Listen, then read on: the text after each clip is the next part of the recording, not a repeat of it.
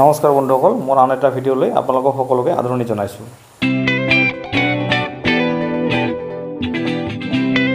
আজি আৰু এটা নতুন বিষয়বস্তু লৈ আপোনালোকৰ সন্মুখত উপস্থিত হৈছোঁ।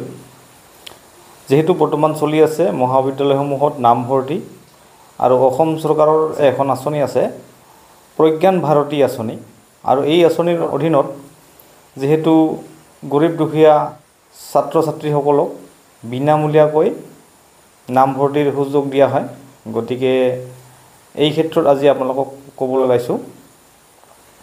আপোনালোকে আটাই জানে যে অসম চৰকাৰৰ যিটো প্ৰজ্ঞান ভাৰতী আঁচনি, এই আঁচনিৰ অধীনত আমাৰ যিসকল গাৰ্জেন অৰ্থাৎ অভিভাৱকৰ বছৰেকীয়া ইনকাম 4 লাখতকৈ কম, তেওঁলোকক বিনামূলীয়াকৈ নামভৰ্তিৰ সুযোগ দিয়া হয়।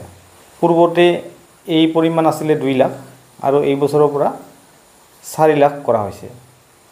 যিসকলৰ ঘৰত কোনো চৰকাৰী চাকৰি নাই বা নিগম নিকায় ইত্যাদিত কৰ্মৰত কোনো সদস্য নাই, যিসকলৰ বছৰেকীয়া ইনকাম 4 লাখতকৈ কম, যিসকল ছাত্ৰ ছাত্ৰীয়ে নিয়মীয়াকৈ মহাবিদ্যালয়ত নামভৰ্তি কৰিছে, তেওঁলোকে এই সুবিধা লাভ কৰিব।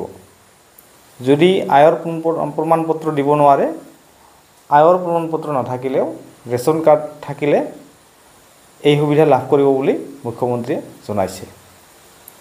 গতিকে আপোনালোকে এই সুবিধাখিনি ল'ব পাৰে প্ৰজ্ঞান ভাৰতী আঁচনিৰ অধীনত। উল্লেখযোগ্য যে 2023-24 বৰ্ষত অৰ্থাৎ যোৱা বছৰত 2,94,633 গৰাকী ছাত্ৰ ছাত্ৰীয়ে এই আঁচনিৰ অধীনত বিনামূলীয়াকৈ নামভৰ্তি কৰাৰ সুবিধা পাইছিলে, আৰু তাৰ বিপৰীতে অসম চৰকাৰে 103.09 কোটি টকা মুকলি কৰি দিছিলে। গতিকে আজিৰ ভিডিঅ'টো এইখিনিয়ে। ভাল লাগিলে নিশ্চয় লাইক আৰু শ্বেয়াৰ কৰিব। ধন্যবাদ।